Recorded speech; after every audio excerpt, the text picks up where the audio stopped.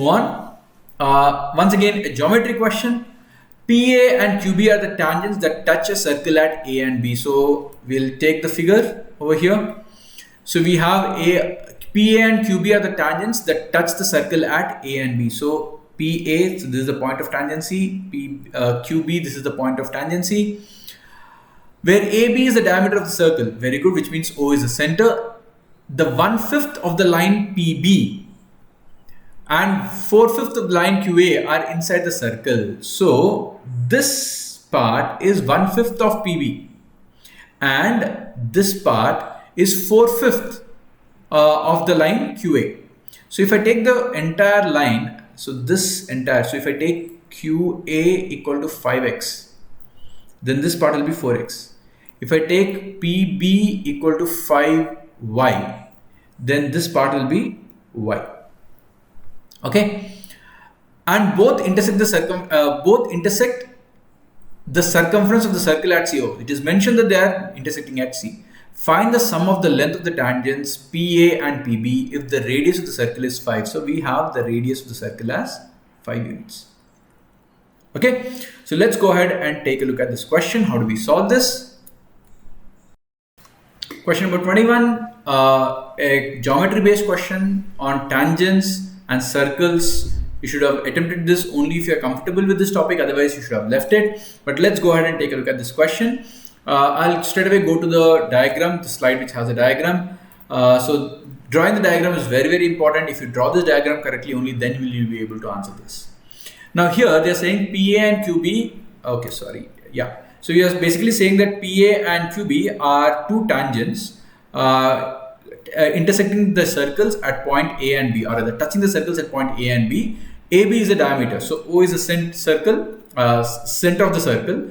The radius is 5 units, so this entirety is 10 and each radii is 5. Now they are saying that if I say PB is 4 or rather 5x, then they are saying that 1/5 of the line PB is inside the circle, which means this part will become x and this part will become 4x. Similarly, if I say QA equal to 5y, then here this time they are saying this part is y, this part is 4y, because it is said that 4/5 of QA is inside. Now please notice that ABC is a right angle triangle. Why is it right angle? Because it is angle in a semicircle. So this is 90 degrees, which means this is also 90, this is also 90, and this also has to be 90. So PAC, which means PAC and BQC are also right angle triangle. Okay. Now let us take these two triangles, triangle here and triangle here, that is CAP and CQB. You can notice that obviously one of the angle is 90 degrees, and you can see that because these are tangents, this angle will be equal to this angle over here. Why? Because QB will have to be parallel to AP, because they are both tangents on the diameter, on the same diameter. So they will have to be parallel. So two angles in a triangle are same, which means the two triangles are also similar. Now if they are similar, then your ratio of the sides is equal. So PA by QB should be equal to AC by CQ should be equal to 4y by y, which is 4. So if I take this side as A, this side will be 4A.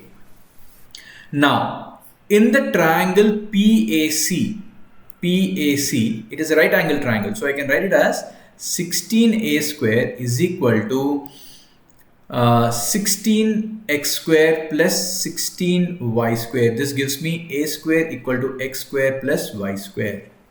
Okay. Now similarly, if I can write in triangle CAB, I will again write 4y whole square plus x square equal to 100, or this gives me x square plus 16y square equal to 100. Right?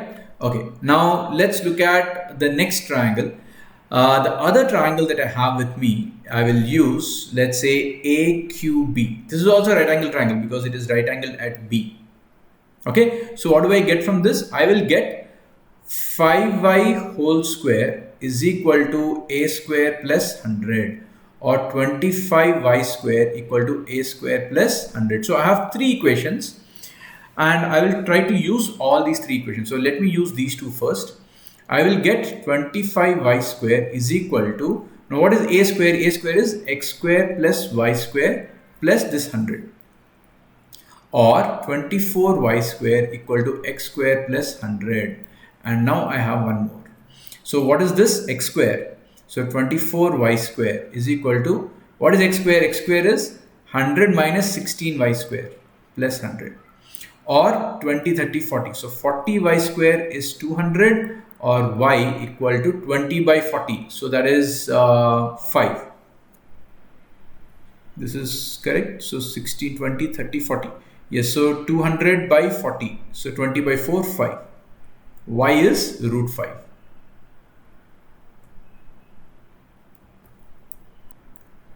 So if y is 5, then from here I'll get the value of a. So y square will be, if y is root 5, y square will be 5. So if I use this, 25y square is 25 into 5, 125 is equal to a square plus 100, and this gives me a equal to 5. So if a equal to 5, then 4a is 20. So the total of these two tangents is 20 plus 5, which is 25, option B. Not a simple question, not a difficult one also. I would put this as a moderate question.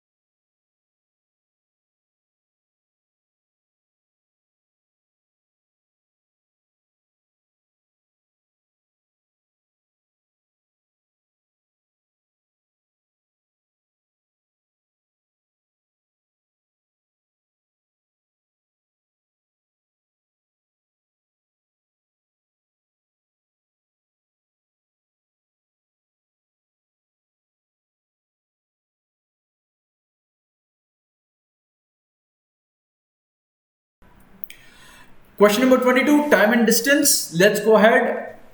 Train A travels from Haldwani to Noida. So we have two stations, Haldwani and Noida. So A is going this way and B travels from Noida to Haldwani. So B is coming this way. A and B leave Haldwani and Noida on Monday at 3:48 and 11 a.m. respectively. So this is 3:48 and this is a.m. and this is 11 a.m. respectively. The trains travel on parallel tracks and cross each other at 48 minutes past 11. So let's say they meet somewhere over here. This meeting point is, let's call it as point X. Let's say the meeting point is 11:48 p.m. Okay. If both trains reach their destination simultaneously at time t, so they are both reaching at the same time, then what is the time t? So let's go ahead and solve this question. So let's take it slowly, one step at a time. Now, the time taken by train B to reach from N to X. So remember, it started at 11. It started at 11 and reaching at 11:48 p.m. 11 a.m., 11:48 p.m. So it has taken 12 hours, 48 minutes. So what is 48 minutes in hours? 48 by 60. 12 goes 5 times, 12 goes 4 times, 5.8. So this is basically 12.8 hours. Similarly, what is the time taken by train A to reach point X? It took 3:48 a.m. to 11:48 p.m. So how many hours is it? 3 to 11. 3 to 11 is 17.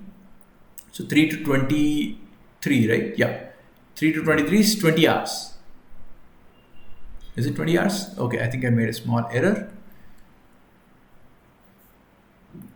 3 to 11 p.m. 11 p.m. Yeah, so 3 to 12 is 8. Sorry, 9. 9%. Yeah, it is 20 hours. My bad. It's 20 hours. Exactly 20 hours. Now, the time taken. So let me change the color so that you follow this. After meeting, the trains travel on parallel tracks and cross each other at 48 minutes past 11 p.m. on the same day. If both the trains reach their destinations simultaneously at time t, which means they will have to take, after the meeting point, they will have to take the same time to reach the opposite ends. So let the time of travel be a minutes here. Obviously, this will also have to be a minutes. Only then they will simultaneously reach. Otherwise, they cannot reach. Which means while from X to H, so this is this direction B and this is this direction A. Now speed of A by speed of B should be equal to time taken by B by time taken by A. Right? Now what is time taken by B? Let's look at the journey HX journey. Now time taken by B to travel from X to H is A hours divided by time taken by A is 20 hours.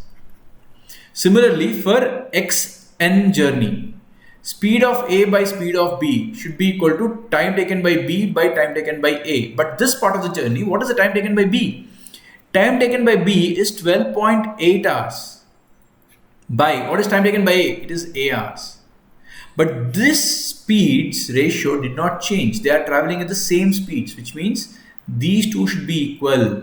So A by 20 should be equal to 12.8 by A, or A square equal to 128 into 2, which is 256, or A should be equal to root of 256. I believe this is 16 hours.